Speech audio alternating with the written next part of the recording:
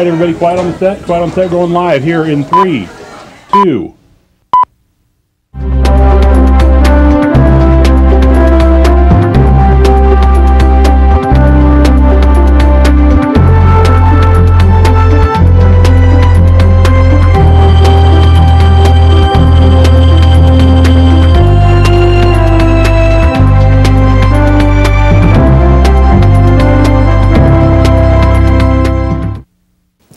Hello and welcome to Countdown to UCM.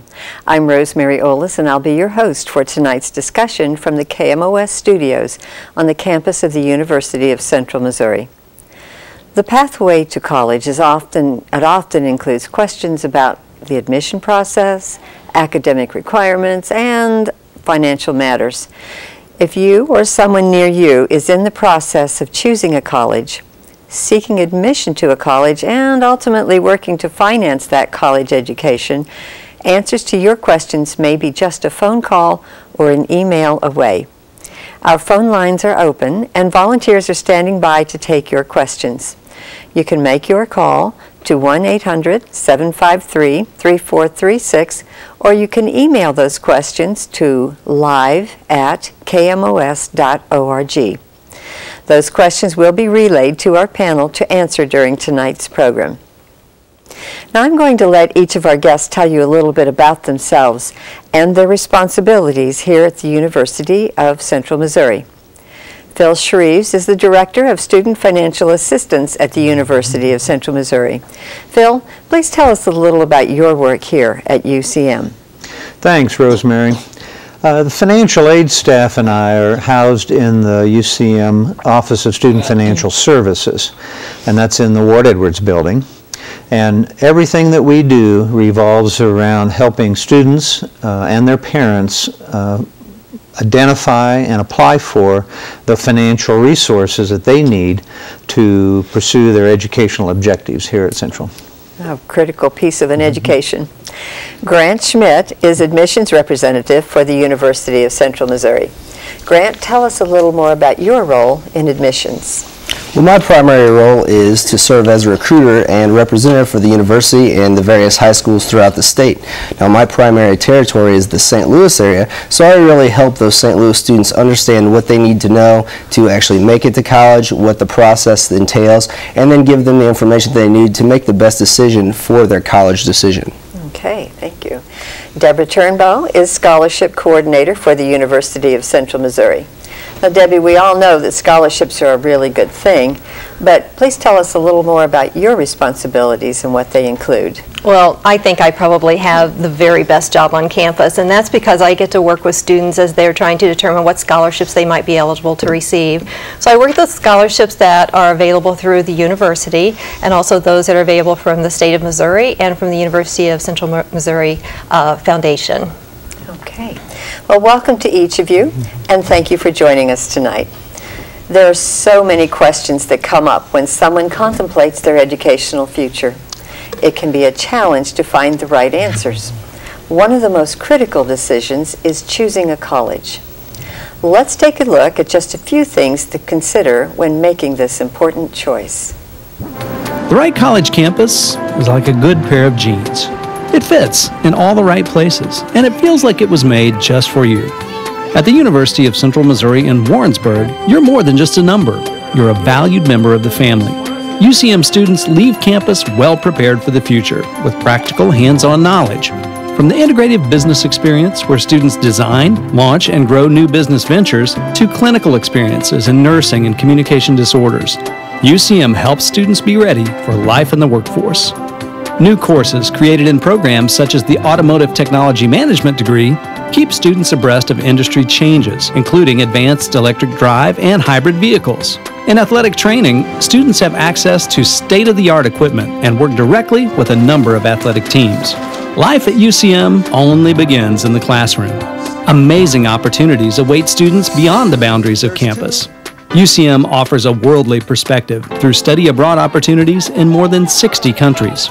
In the International Studies major, students take an interdisciplinary approach to the study of global challenges and policies that affect human development, peace, and security in the 5 major regions of the world.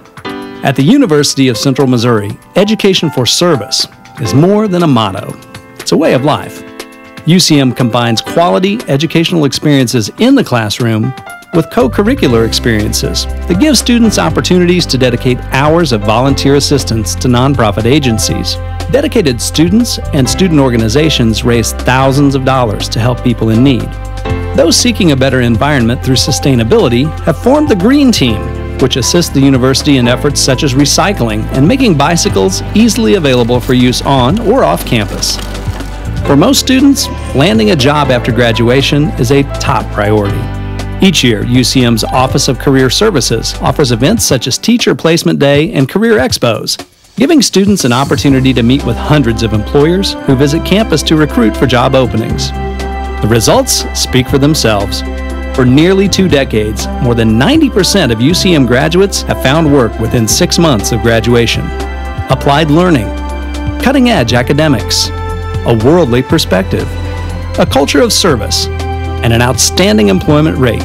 A few of the many reasons UCM is a perfect fit for nearly 12,000 students who choose red.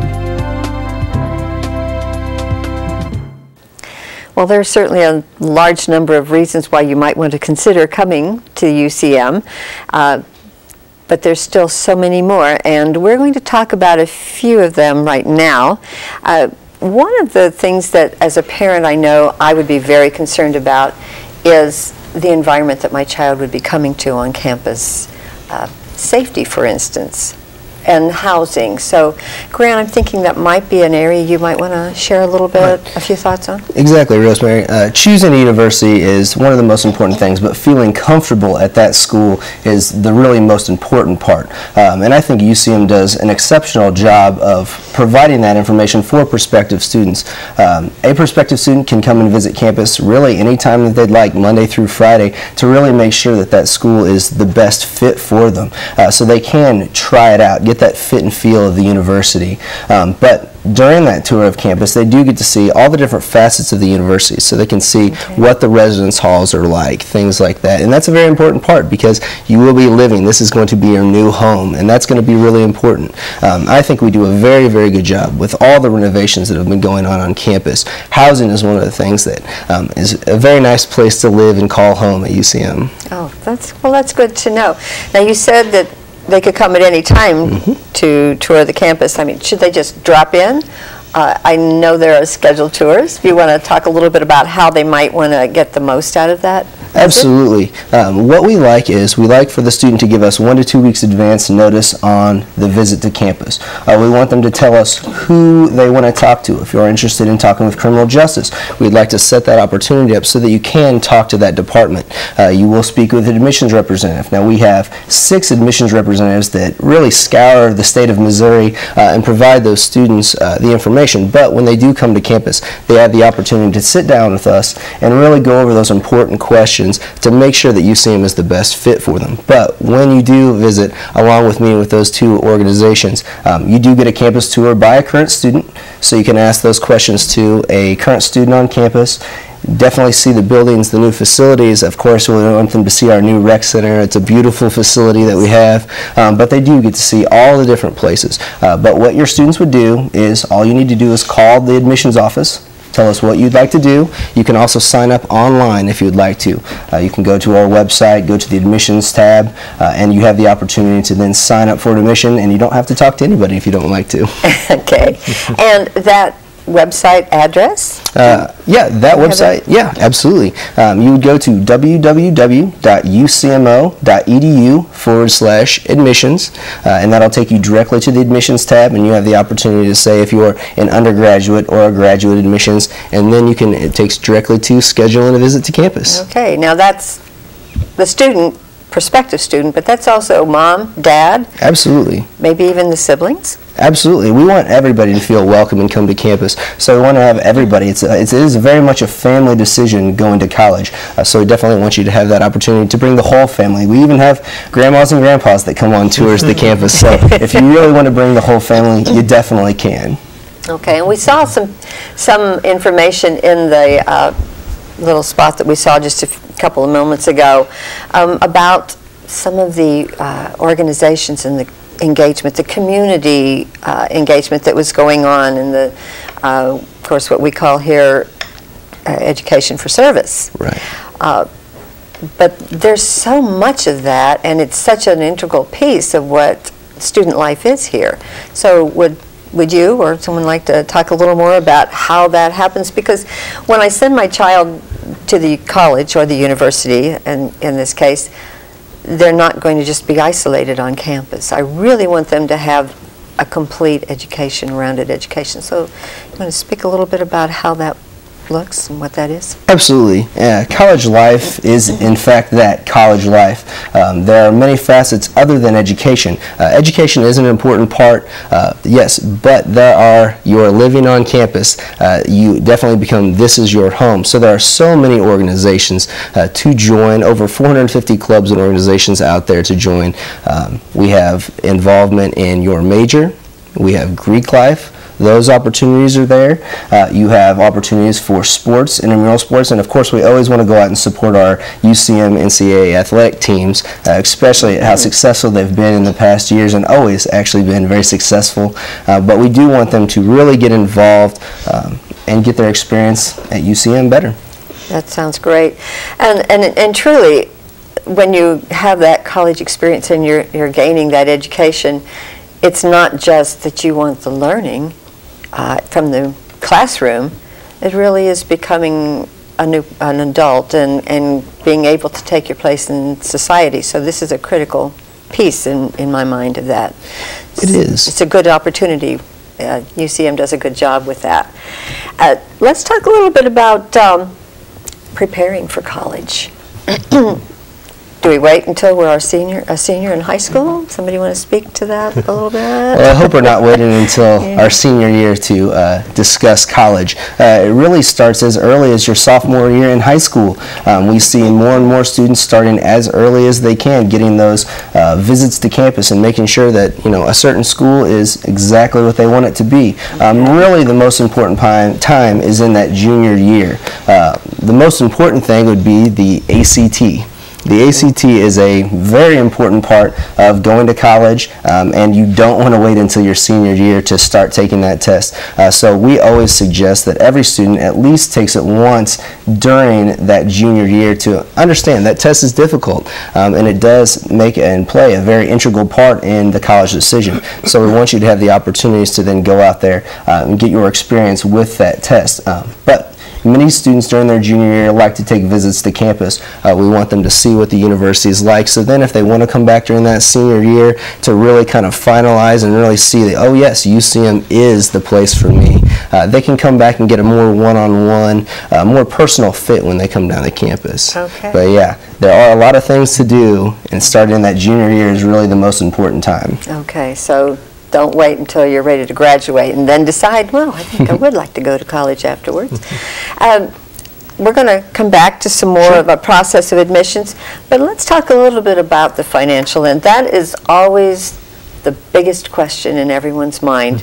As soon as, there's a piece I saw on TV, and it deals with the fact that the daughter is so excited. She's been accepted to the university that she applied to, and she and mom are very excited, and they're hearing, wow, I got accepted, and dad's off to the side saying, oh, that's going to be expensive. At least that's the implication of his reaction. It is expensive, but there are a lot of ways to address that, and there's a lot of help. So Phil, you want to start with some Absolutely, of that? Rosemary. That's very true.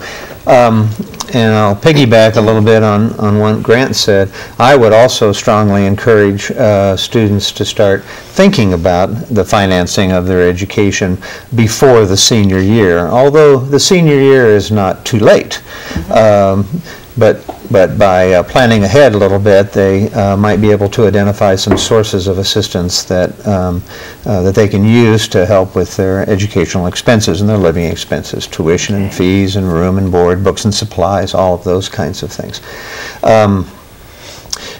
At the university, we participate in all of the different financial assistance programs. The great majority of those are funded by the federal government. Grants, student loans, parent loans, part-time employment. The state of Missouri and other states too, but definitely the state of Missouri has grant and scholarship programs that students can receive. And Debbie will be talking shortly about some of the scholarships that are offered by the University of Central Missouri and the Foundation. There are scholarships from private and local and community sources. It's very, very common for students that come to Central to have a package of financial assistance that might be made up of quite a few different kinds of assistance. One or more grants, a scholarship, 2 scholarships, a student loan, lots of different things like that that will help them with the cost. And speaking of the cost, we have a wonderful tool at the very website that Grant was referring to. Maybe just a couple of clicks away on that website is a calculator where families can put in information about themselves, some fairly simple questions, talks a little bit about their income and how many people are in the family, and are they from Missouri, maybe are they from Kansas, all of those different kinds of things. And the calculator will do a calculation to give families, not absolutely exact, but give them a pretty close estimate of what the cost will be to attend Central, and what kinds of financial assistance, not maybe all of the assistance, but quite a few of the different kinds of financial assistance that they're eligible to receive. Okay, so, and I was going to ask you about that. In my notes, I had that's a fairly new addition to the website, is it not? Well, we've had some different calculators for several years now, but you're absolutely right. And just in this past year, we've developed a newer calculator that really tries to get the family a little closer to what that, to maybe what the out-of-pocket expenses might be for them, if any. And I was in the website, trying to make sure I was familiar with it, and a friend mentioned that their daughter is a senior and she is determined to come to UCM, so they were trying to do all the calculations. She's like, I found this wonderful tool. So I can tell you from her perspective that it gave her a lot of answers about things that she was not sure about. Yeah. Okay, now to apply for the financial aid, there are some steps. There are some things that have to be done by the family. You want to speak a little bit about those things? Well, I'll go ahead and speak just a little bit about the federal types of assistance, and we can talk a little bit more about this. And if we get some calls about it, we can talk about that too. In preparation for the upcoming fall of 2012, next fall semester, it's actually not too early to apply for certain kinds of financial aid, but for the federal assistance, we use an application that we refer to as the FAFSA. It's called Free Application for Federal Student Aid. There is no charge for a family to apply for federal aid, and the FAFSA even lays the groundwork for one of the state programs also. Absolutely no charge. That's such an important thing, I think, because it does not cost any money. Maybe a little time, maybe a stamp or two for certain kinds of applications that a student might have to fill out, but for federal financial aid, it is a free online process. And that actually does not start until after this upcoming January 1st. So students who are going to be starting college, say who are in their first semester of their senior year right now, they have some time. They haven't missed any deadlines whatsoever with regard to federal financial aid, the grants and the loans and student employment and things like that. So this is a really good time for them to be aware of that. Absolutely, and to be doing it. some other things in terms of kind of searching for scholarship, academic scholarship opportunities. Our admissions office does a really, really good job of sending out reminders about when it's time to file for financial aid for the students who have made contact with them and are in our database. And our office does the same thing too. We send out lots of reminders so that students won't forget to apply for financial aid. Down the road a little ways with the FAFSA, there is a date that is kind of important, and that's April 1st. Now that's quite a few months from now, but that's an important date to put on the calendar. We strongly encourage students to file the FAFSA, and they do file it with their parents, just like Grant was referring to. It's a family process. But we want them to file for the fall of 12. We want them to file by April 1st because there is a state grant program that they'll miss out on if they miss that. That is that's a deadline date for the state of Missouri, and it's a very strong priority date for us for the FAFSA. Okay. Good to know. So that takes us to the next question. We've talked a little about grants. We've talked about making sure the FAFSA is done, and that is key for, as I understand it, the majority of the financial aid and assistance. But let's talk a little bit about scholarships and how do we get qualified for those? How do I know where to apply? What kinds are there? There's a lot of questions, so I'm just going to let you talk a little bit, Debbie. Sure.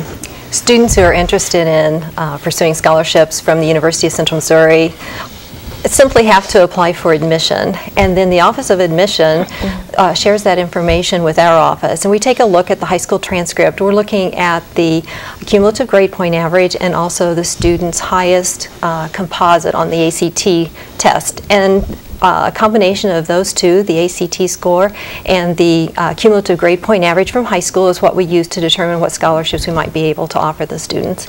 Those are called the red and black scholarships, and they range in value from $500 to $4,000, and they're renewable. And I know that our family had the benefit of a few of those scholarships over the years, and even the $500 it's just like manna. It's just such a wonderful thing. So there really isn't, and we really didn't know that we were eligible for those until your office contacted us and let us know that. So that was really, even in like Christmas at the time, how are we going to pay for all these things? And that was a wonderful piece of information. Now, that's the university scholarships you're talking about with UCM. What about the community scholarships? How does one go about identifying? I know that there are a whole variety of organizations that have scholarships. How do they identify or find out about them? And what kind of application process is involved there? I would suggest that the students stay in very close contact with their high school counselor, that the students listen to their daily announcements, that they make a trip to the counselor's office to find out where the scholarship applications are located. Are they available, and are the announcements available on a bulletin board? Is there a file in the counselor's office that the student can access themselves? The family probably needs to start that search now. I think they'll find that the majority of the civic scholarship application deadlines are probably going to be in the spring, but now would be a good time to begin that search so you won't miss out on any that are due yet this fall. And then too, it's an excellent time for students to start preparing essays. Like I would suggest that they prepare like a 300-word essay on what they plan to do with their college education, what their future goals and aspirations are, what they've done so far to maybe gain some experience in that particular area. Maybe they've shadowed someone or had a part-time job in an area that is of interest to them. And then also they can talk to former high school students that they know have scholarships. Find out from those other families that are friends and relatives how they located particular scholarships in the area. And then don't forget about your local banks and utility companies, organizations that the parents belong to. All of those are good sources of information about scholarships that are available to students. And my suggestion is apply for absolutely everything that you're eligible for. Don't discount yourself. Go ahead and make those applications and try for everything that you're eligible for. That's right. You never know who else might or might not be applying. If you're the best fish in the pool, you might get that application approved. So it's a good thing to do. So we've talked a little bit about the financial end. So let's come back to the admissions process.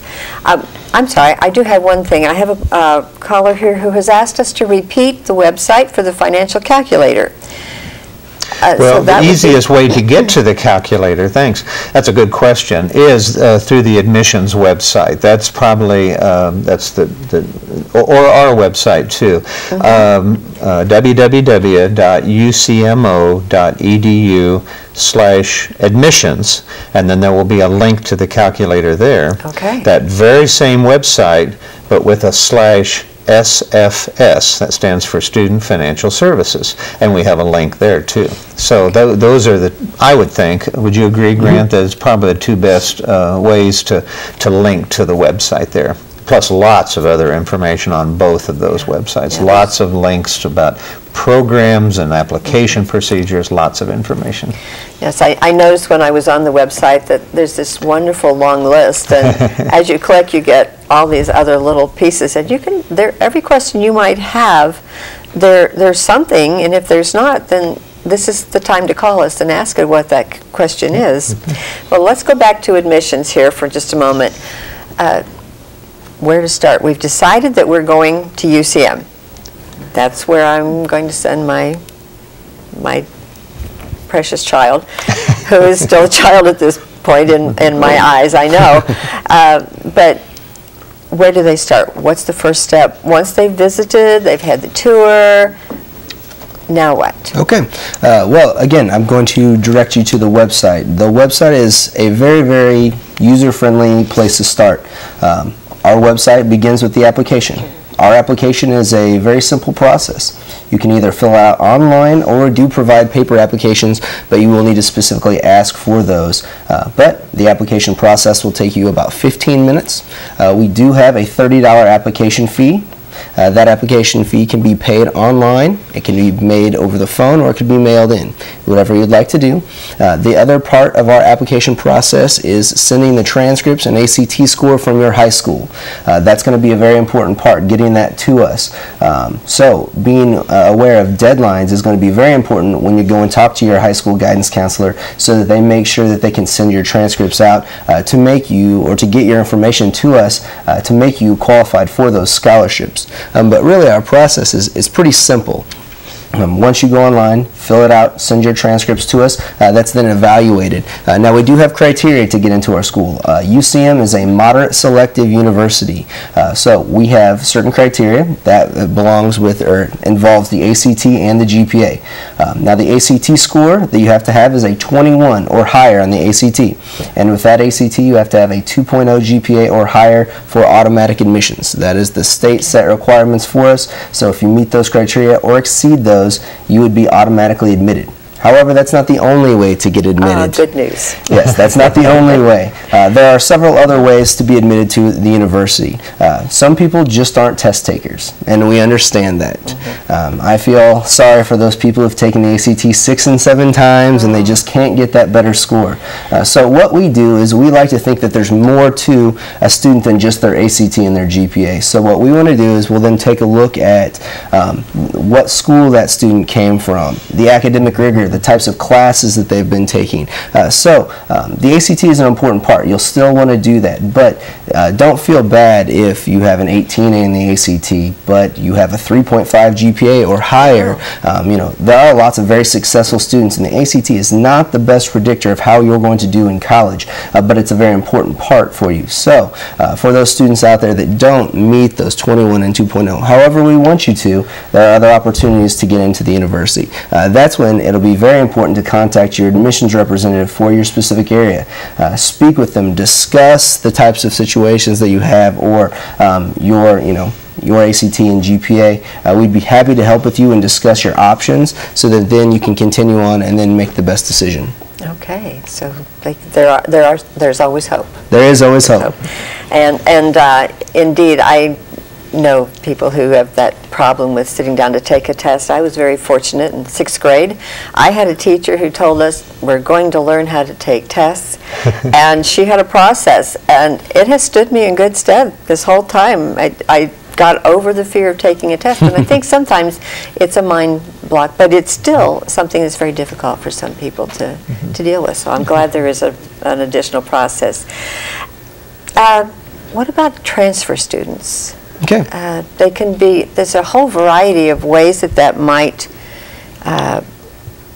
transpire. There might be someone from a community college, or perhaps they've moved from another area and they've been attending another university. Or we have a lot of a military population in this region. So there's at least 3 different areas there. So do you want to speak to some of that? Absolutely. How that would work? We like to welcome all of our students, prospective students, to UCM. So whether you're transferring from a community college, transferring from another 4-year institution, or kind of starting the college process for the first time, but you've been out of high school for a little bit, there are several ways to go about the process. Again, I'm going to push you back to the website. The website's a very important part. Even for a transfer student, that's where the application process is going to start. There are still the same criteria that you'll have to have when applying. Now, if you are a transfer student coming directly with an associate's degree, then what we'll need is you'll need to apply online, pay the application fee, but then send those transcripts from your community college or 4-year university to us so that those can be processed, reviewed, and then we can continue on with the admissions process. Now also, if you happen to go to a community college and you didn't quite have the best experience or are ready to go to that 4-year school, you don't have to have an associate's degree to transfer. You're actually able to transfer at any point, although there are some valuable tips in scholarships when transferring that you'll definitely want to be aware of when transferring from schools. But if you don't have over 30 credit hours, but you're ready to start that 4-year experience, we are going to need your transcripts from your high school. But again, talk to your admissions representative, call the admissions office. We'd be happy to tell you what you need to do for everybody's individual situations. Okay, so let's talk about, you mentioned you have made a kind of a reference to some scholarship possibilities. I would think there's still some financial aid questions that might be in this mix. So Debbie, you want to speak a little bit to what he was referring to? Sure. We have scholarships available to transfer students, and it's important that those students are bringing with us at least 24 hours of transfer work and the very best GPA that they can possibly muster. And we're looking specifically at least the 3.25 cumulative GPA. That's going to be the threshold where our scholarships for those transfer students begin. Oh, okay. But that's certainly something then that your office would be willing to, would work with them and help them identify those. Again, they simply need to apply for admission and have their local university or college that they're currently attending send official transcripts to the Office of Admission. The Office of Admission reviews those for the admission process to make sure that the student is admissible, and then they share those transcripts with us, and we determine based on their GPA and number of hours that they have successfully completed which scholarship we're able to offer those students. Okay, so the admission is actually that step that puts you into that possibility and the realm of scholarships. Right. Pretty easy. Financial aid for transfer students, where do they go for that, or what? That process is exactly the same. And again, Grant's the key man here. The admissions point is really the starting point for all of this with the scholarships. And a student does need to be admitted to the university before our office is able to actually officially award them financial aid after they've filed the FAFSA after January 1st. What's great about the FAFSA and the way that the U.S. Department of Education and the Missouri Department of Higher Education have set up the financial aid programs is that financial aid is not just for entering freshman level students coming right out of high school, our 17, 18, 19-year-olds. Students can qualify for financial aid if they're transferring directly from another school, if they've stopped out for a while. We have some students who maybe tried college and decided for a whole wide variety of reasons to do something different, and now they want to come back to school. Maybe they were at Central before even, and they want to come back to school. They still need need to be readmitted, and financial aid is available for those students too. I'll take this opportunity to also say that there's no age limit on financial aid either. We have students, undergraduate students and graduate students, who are in their 30s, 40s, 50s, coming back to school, excited about getting a degree and maybe making some life changes, and they are also eligible for financial aid. The process is exactly the same. The one application, the FAFSA, free application for federal student aid, is the single application that all of those students use. Okay. And it occurs to me, as you repeated the free application, there are a number of entities out there that do often send families, they identify those families with that college-bound student, and they will offer that kind of information, but there's a fee, and there's really no need for anyone to be paying that fee. That information is available free, and the FAFSA is a good way to start finding that. That's right. You could be doing my job, because that's very, very important, exactly what you're saying. There are some organizations, some agencies, some financial consultants. These are not people that are operating illegally or anything. They're just providing a service. And one of the services that they provide is to help students and families with the admission process as well as the financial aid process. And we have seen fees for this service above $1,000. Wow. And my point that I want to strongly make is that it's not necessary. It's not necessary for a family to utilize those particular resources. All of this very, very same information they can receive free of charge from visiting or contacting the admissions office, and Grant mentioned talking with their admissions representative, our office, the Office of Student Financial Services, and again, as Debbie mentioned, the high school guidance counselor for students who are still in high school is really just a critical contact, because that person has lots and lots of information about a wide variety of colleges, including Central, and definitely, again, as Debbie mentioned, that's where all of the, or many of the scholarship applications are for some of the civic and local and community scholarships. Those flow right into the guidance counseling office. Okay. So, absolutely. Good information. Let's talk just briefly about the Whiteman Advantage and the military. I can talk a little bit about that. Absolutely. About that? That's a relatively new initiative, the Whiteman Advantage, although the university and Whiteman Air Force Base have had a good relationship for a long time. It's really just kind of an extra incentive for Whiteman military members and their dependents to think about Central as the school where they might like to continue their education. And I think, if I'm right about this, is so new, I think I'm right about this, Grant, that they had identified themselves I think, on the admission application. And so we find out about the students many times that they're affiliated with the military, again, from the admission application. So much information comes from that. And there are some financial benefits having to do with a waiver of required fees and parking pass and some things like that, really as an encouragement for them to consider Central. Okay, well, that's good to know. We have I know we have a large community out in this area, from Whiteman. That's why I'm here, actually. I think a lot of us find ourselves here and have stayed.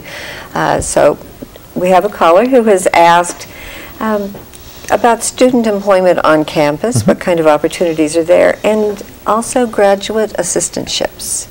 Okay, I can speak to that also. And again, I'll piggyback on something that Grant said earlier. Student employment, we really consider, pardon me, as sort of part of student life, of the larger academic and educational experience at Central. We have a lot of jobs, a lot of part-time jobs available at a wide variety of locations on campus. they really fall into two categories. Many of our viewers may have heard of the Federal Work Study, a part-time employment program, right, which is a type of financial aid, actually, where students receive a piece of that a part of their financial aid every 2 weeks, according to the number of hours they work once they've secured a job. But other than that, we also have what we call university-funded student employment. And the students look exactly alike, and many of the jobs are exactly alike. Very much. But it's how they are paid. The method, kind of behind the scenes, really, how they are paid every 2 weeks, where the funds come from. We have a wonderful office on campus, the Office of Career Services, which is on the 3rd floor of the Student Union, Elliott Student Union. And one of the many things that they do, in addition to helping students, and we saw that a little bit earlier, helping students with finding employment upon graduation, they also help students kind of match up students with available jobs on campus. And so, in fact, right at the beginning of the semester, in fact, I think it's maybe the first week of classes each fall, the Office of Career Services has a part-time job fair. Right. In the student union, where not only on-campus employers, departments, all kinds of departments, the library, the airport, criminal justice, all kinds of places, but off-campus employers too will meet students who are interested in those jobs. So we encourage students to work if they wish to. And we also encourage them to try to secure employment in an area that hopefully matches or complements their academic work. If they're involved in science, physics or chemistry or something, to the degree that they can secure a position, and we can help them secure a position in one of the labs, would complement their academic work and provide a lot of benefits that way too. And we'll provide students a lot of information about that a little more down the road, specifically during the orientation process, not only in the summer, but when they come back right before school starts in the fall too. Okay, and I know right here at KMOS, they can't. Our viewers can't see it, but behind the cameras, everybody on this floor is a student. Yeah. So there's a lot of career opportunities right here to be had. A little bit about graduate assistantships. Oh, yes. For students who might be considering a graduate degree, such as a master's degree or education specialist degree, the Office of Graduate Studies and the individual academic departments where the students will be pursuing their degrees offer what is called a graduate assistantship. And it's an opportunity. It's work. It is at least 20 hours a week of work. Sometimes it's teaching. Sometimes it's research. Sometimes it's administrative assistantship, working in a particular area. These are coordinated out of the Office of Graduate Studies, which is also in the Ward Edwards building, where admissions and our offices are located.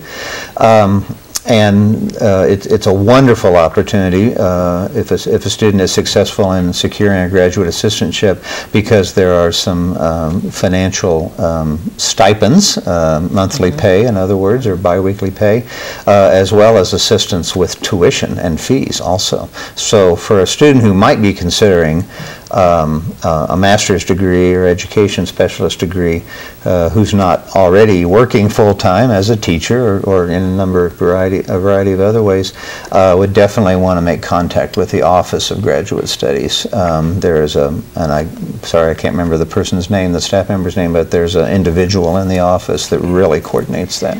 But they could probably find some of that information on the website? Yes, there is a web page having to do with graduate assistantship. Just like Grant said, there's a lot of information out there on the website. And that certainly, I would recommend going to ucmo.edu To start. And there are those tabs right across the top, and there's one that says future students, I believe, and current students, and I think there's something about graduates there within those menus, so it shouldn't be too hard to identify. It all leads back to the website, doesn't it? I might add also on our website, one of the things, not our website, but the university's website that makes it easy is there's a free form place on the upper right-hand corner, I believe it is, of the website, where you can type in the words you're looking for, like graduate assistantship, and it will locate some of the pages real easily for you. Okay, well, that's certainly a handy thing to know too. Homeschoolers and admission, and what kind of documentation, what would be different about their application, because they're not going to have some of the same things on record that a traditional student would have. For students that have been homeschooled, the application process, again, will be online. They will do that. The application process is exactly the same. There's still a $30 application fee, but what that family will need to do is provide the documentation and really college transcripts for that student and the organization that they did their homeschooling through. Then that will be looked at, reviewed, and then they will continue on. However, they still need to take the ACT. It is still a very important part, so they will need to travel to one of their local high schools or areas where the ACT is administered, so that those students can then also have the same ACT or technically SAT if they'd like to. They can still take that test, but that's the only real differences in the process is where those transcripts actually come from. Okay. Now there's another question here about dual admissions. Would you like to speak to that a little bit? Because absolutely, that's as much as I know. Absolutely. There are lots and lots of students out there that have the opportunity to take college level courses while they're in high school. We think that that's great. We want our students to be as well-rounded students as they possibly can when they get here. What that process will entail, it's going to be a little bit further down the line. We suggest that the classes that you take be very basic. So the more generic the classes can be, the better chances you're going to have those classes transfer to actually be used towards a degree that you're seeking at UCM. So what you'll do is once you have completed high school, once you graduated, I like to say walked across the stage, take a week off, then you're going to want to contact the registrar's office at the university where that dual credits come from. Now some of the students in the local areas have the benefit of actually being dual enrolled from UCM. That's an easier process because your transcripts are already here. But for those students that don't take classes at UCM, you will have to contact the registrars. There usually is going to be a smaller fee from that university to have your transcripts sent to UCM, but really the most important time to have those transcripts sent is before the orientation that we host during the summer, that all of the incoming freshmen can come down, take that experience, go through, kind of learn what college life is going to be like, kind of finalize that decision, but we want them to have those transcripts there so that they can be reviewed and we can push that into the degree that those students are seeking at UCM. Okay. Now, I think we've talked about a great number of pieces here that should give everyone something to think about and maybe get them to the next step in their choices and their decisions. I'm looking at all the things that we've talked about, and I'm thinking, well, what else would we like to say? So I'm going to ask you, are there things that you thought of that maybe I haven't brought up or that our callers haven't asked about that might be important for them to know? And I do, Rosemary. Do you? Okay. I'd like to add that high school seniors who are admitted to the University of Central Missouri by December 1st will receive priority scholarship consideration. So that would be an important date. And I also want to assure them that if they go ahead and retake the ACT to perhaps try to raise that score, February would be the last national test score that we would be able to accept for scholarship consideration. So if a student currently has an ACT score that they're not happy with, I say go ahead and apply for admission, meet that December 1st deadline, and then if their score improves through either taking the December 2011 test or the February 2012 test, and that makes them eligible for a more valuable scholarship, we will increase that scholarship for them. And the same thing with their cumulative grade point average from high school. Right now on the high school seniors transcript, we're looking at the 6th semester GPA. That's the GPA that was in place at the end of their junior year. But if at the end of their 7th semester, they've actually improved, and that would garner them a more valuable scholarship, we're going to improve our scholarship offer to them. So I don't want anybody to feel like they want to wait to apply for admission because they're planning to retake the ACT, hoping to get a better score. It would really be probably Grant's suggestion also that that student go ahead and apply for admission now, meet that December 1 deadline so that we can consider them for all possible scholarships. Okay. Now, I understand with the ACT, when you take it, one of the things you do is identify the universities you want it sent to. But now you mentioned the 7th semester GPA from their high school. Do they need to request an additional transcript? How would that information get to you? That's exactly right. They would have their high school counselor submit a 7th semester transcript to the Office of Admission, and then the Office of Admission shares that with us and we review it. Okay, great. Let's briefly talk about sports. We've talked about everything else under the sun.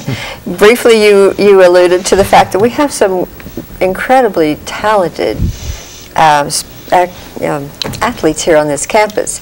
And indeed, they carry some of the highest GPAs. They rank right up there. What about scholarships for athletes and even the music department? I know musicians also. Are those in a different category? How do those happen?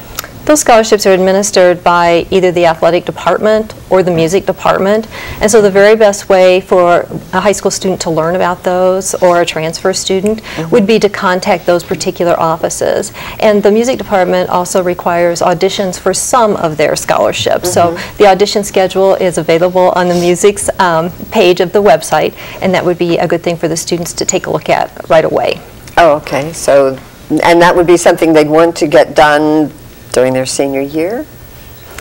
They need to definitely. Absolutely. And I do want to piggyback off of what Debbie said. It is very important. And one of the nice things about UCM is that we understand that there's a lot of very talented people that perhaps don't want to pursue a career in music or theater, but that we do like those students that are all involved in theater or music to be able to have that opportunity to continue that on. So at our school at UCM, we don't actually require our students in the music departments or theater departments to actually be music or theater majors on campus. So if you do have a passion for music or theater, know that you can continue that on to college if you would like, and there are going to be possibilities for scholarships there as well. But going off of what Debbie said was, when you are visiting campus, you can set up the auditions for music and theater while you're on campus. So you can visit the campus, but then also possibly audition for scholarships as well. And we really want those students to take advantage of that opportunity. Okay.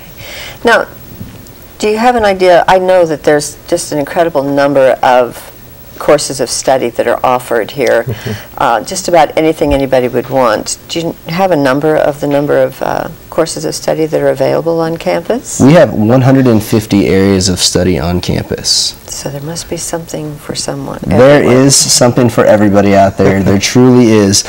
You could be like me, who came in and thought you wanted to be a certain major, but then when you got to college, you decided that something else was going to be a better fit for them. But what's very, very popular these days, and is completely understandable, is you might not know what you want to do when you get to college. So it is very, very normal for a lot of our students, especially incoming freshmen, to not declare a major, and that's okay. That is definitely all right. We have a lot of resources on campus that can help you decide what's the best major for you, so you don't have to make the financial commitment or not waste money, but spend more time in another area and not find out that that's the right thing for you. But we do have opportunities for students to get better, to have better opportunities to decide what's going to be the best fit for them. Okay, so for the 150 courses of study, there has to be something in there to help them out. Briefly, I know that there are fraternities and sororities. We refer to it often as Greek life. Those are things that are going to come up in everybody's discussions at some point. You want to briefly address that? Is that absolutely? Greek life is just one of the components to a really, really nice, well-rounded college experience. It doesn't have to be for everyone. We understand that, but 14% of our total population thinks that Greek life is a great opportunity. We have 23 national fraternities and sororities on our campus. They are all across the board. They are all very, very different in the types of personalities that those students have. So our students do have a really, really good opportunity to find the best fit for them in Greek life. So if they do want to continue that on, the nice thing about our school is also recruitment for Greek life is when you are on campus. There are no trips down in the summers. You're actually a student. You're kind of getting used to the college experience, moved into the residence halls before you have to make that decision to go through the recruitment process. Okay. And I might add that a lot of these are academic, and all of them are involved in community service. Right. They really are a valuable citizenship training, I guess you might say, but the organizations are very committed to serving. We saw in the initial piece that we saw, there was a young lady who had some food items that she was stacking, but that happens very early on in the semester when they're all competing on food drives to kind of stock up the food pantry. So they, again, are doing that service to the community. And I appreciate everything that you said. Let's take a moment and maybe repeat the websites that we've referred to and any others that you think might be helpful.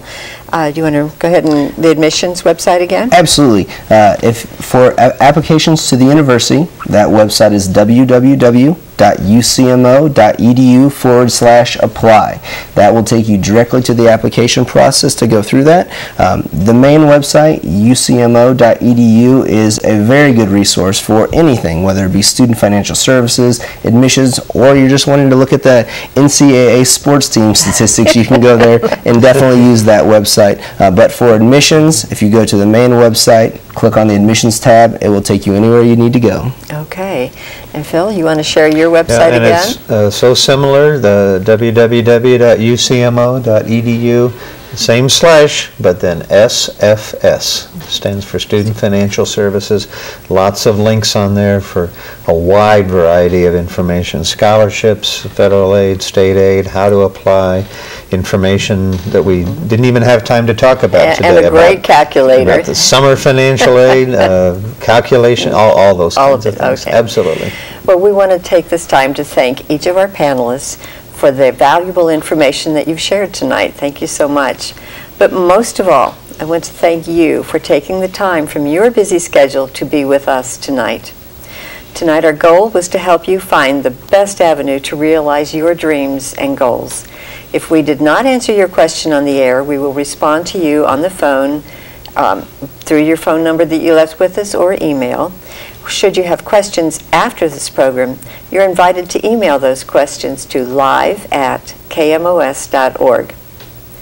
On behalf of everyone here at the University of Central Missouri and KMOS TV, thank you so much and have a great evening.